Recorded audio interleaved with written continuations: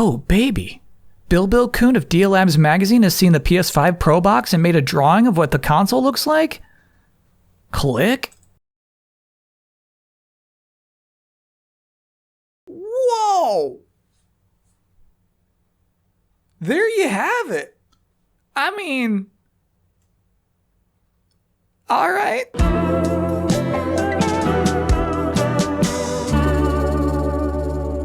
This week we were treated to a groundbreaking first ever Indie World and Nintendo Direct back to back. They've never done anything like that before. Normally I would lead with that.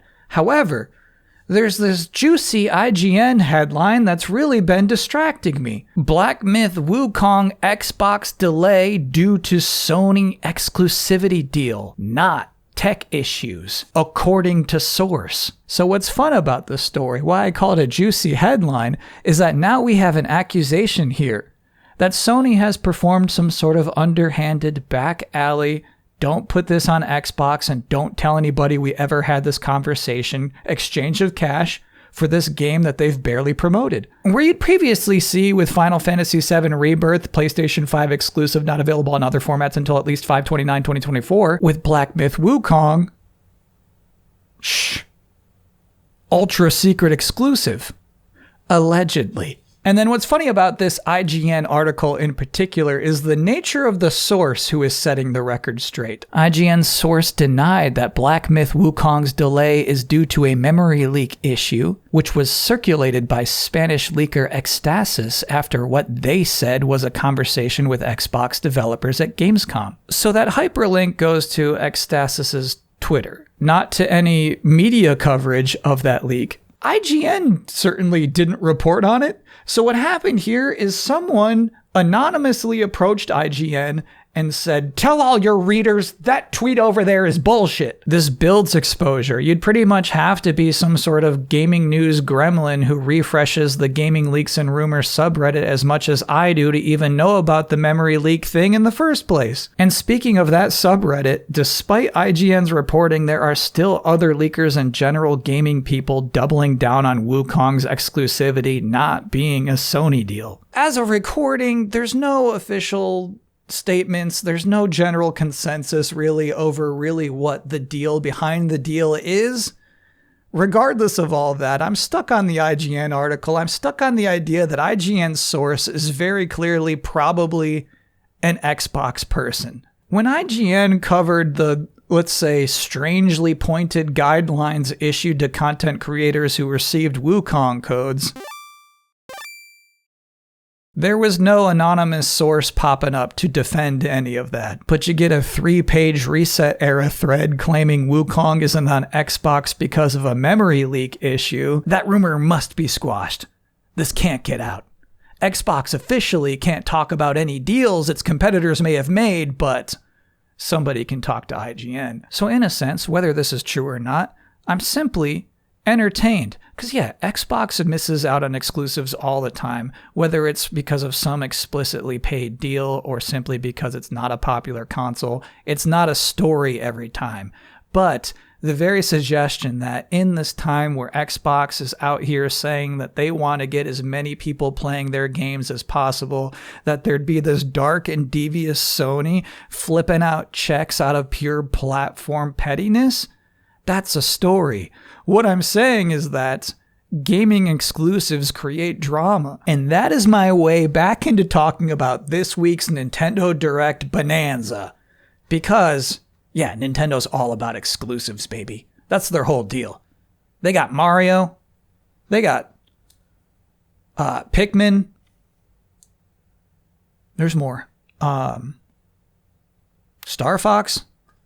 But this was a Nintendo Direct partner showcase. This was an indie world. Nintendo's exclusive characters were not to be seen, and yet there were still exclusives. Teach those dragons a lesson when Peglin bounces onto Nintendo Switch as a timed console exclusive later today. Get ready for multiplayer mischief when Pico Park 2 jumps onto Nintendo Switch as a timed console exclusive later today. Star Overdrive launches as a timed exclusive on Nintendo Switch next year. Now, is Nintendo trying to bury PlayStation and Xbox with those exclusive titles? No. They're just trying to make some releases a little more special. They're trying to make their platform a little more exciting. And exclusives can do that. I want to talk about that third one, though, Star Overdrive.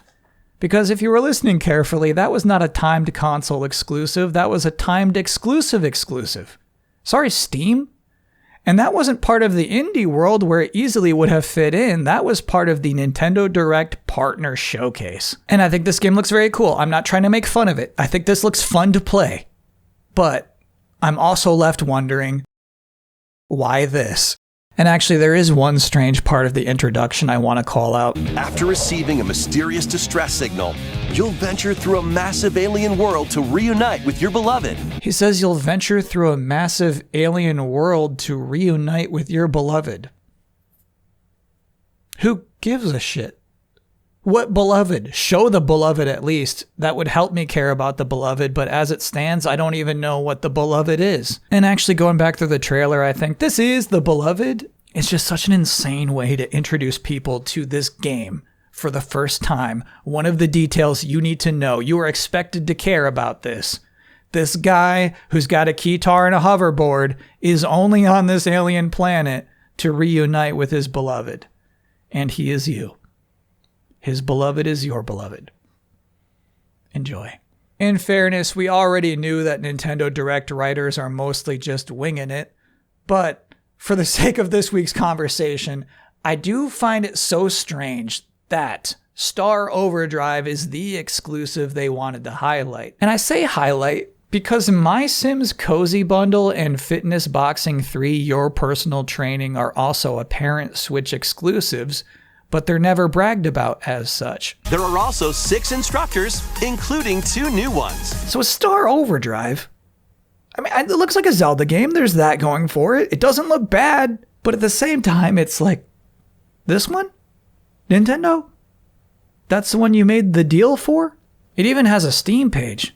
These poor suckers don't even know they're going to have to wait their turn to reunite with their beloved. If I had to make a serious guess, I'm thinking Star Overdrive is probably planned to come out in those early months of 2025 when we're all just kind of sitting on our hands and waiting for the Switch 2 to come out.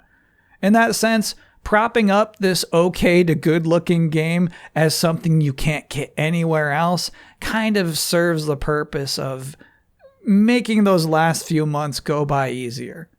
At least we have Star Overdrive. One last thing, and before I get into it, I admit, I put too many Phil Spencer clips in this program. Generally, week to week. The thing is, he's just a soundbite machine. I wish Herman Holst and Doug Bowser did as many goofy podcasts as this man does, but they don't. I'm stuck with Phil. Anyway, I think in his recent Gamescom interview, he may have accidentally said something extremely honest. And we run a business. Like, it's definitely true inside of Microsoft. The bar is high for us in terms of the delivery that we have to give back to the company, because we get a level of support from the company that's just amazing in what we're able to go do. It's interesting to hear him separate it like that. He's saying Microsoft, the corporation, has given Xbox a lot of money. And now the expectations are high for what Xbox delivers to the company in return. That's a chilling statement, bro. And that's really all he should ever have to say going forward. Whenever another Xbox first-party title goes onto PlayStation, it's because Microsoft wants more money. And that's probably also why PlayStation has to give the Sony Corporation more money in return for its investments, and why some PlayStation games will appear on PC and also that one on Switch. And that's probably also why Nintendo, a video game company not owned by a larger corporation, continues to not give a shit, because they don't have to. Yeah, like a Mario game could probably sell copies on Steam and make a lot of extra money, but Nintendo can afford not to do that. Nintendo can afford to keep its software and hardware special, exclusive. Nintendo knows the value of exclusives quite clearly. And also there's a complicated thing on top of this in that like, and I don't think it's fun. I don't want to punch down to a dead horse, but there's also the thing where I think Concord probably cost more money to make than any Mario game in history. So there is some other complicated math at play here. And I'm sorry to end delayed input on that note, but that is delayed input. I will be back next week. Hope to see you then. Thanks for watching.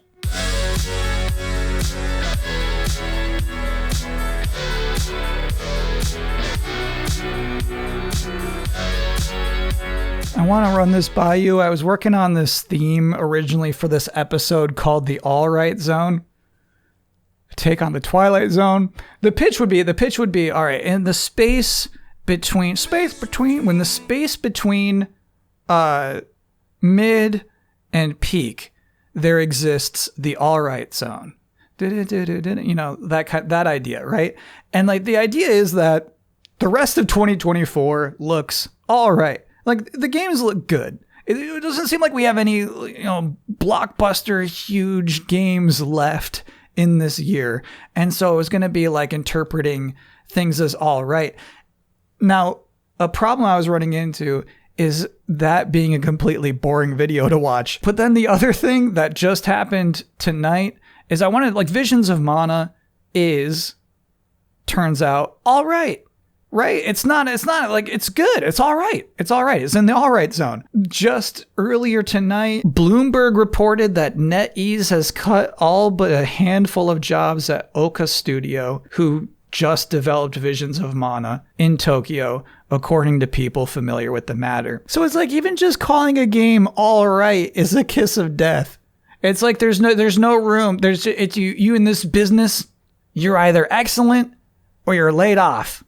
Buster, it's like not fun to talk about. So what I'm saying is I'm very glad I didn't make the All Right Zone episode because 1, it would have been inappropriate, and 2, it's simply not that funny.